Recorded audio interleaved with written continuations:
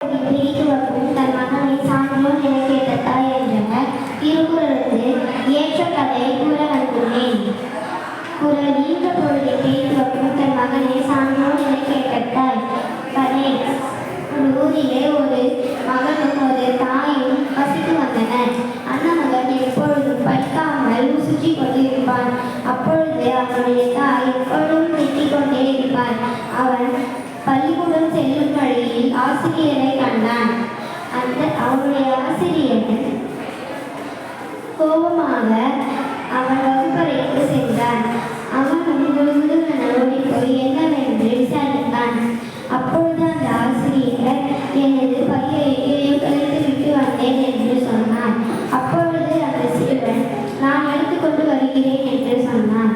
அந்த சிறுவன் தேடின போது அந்த பையன் கிடைத்துவிட்டது.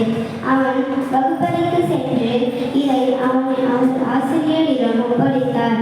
அப்பொழுது அந்த ஆசிரியர், நீ நல்ல விஷயம் செய்திருக்கிறாய், நான் உன் தாயை பார்க்க வேண்டும் என்று சொன்னார். அப்பொழுது அந்த மகன் அவர் இருக்கிற தாயிடம் சென்று கூட்டு போய் அவன் ஆசிரியர், நீவர் நல்ல காரியம் செய்திருக்கிறான். என் பையை நான் துவைத்து விட்டு வந்தேன். ஆனால் உங்கள் மகன் அதை எடுத்துக்கொண்டு வந்தான்.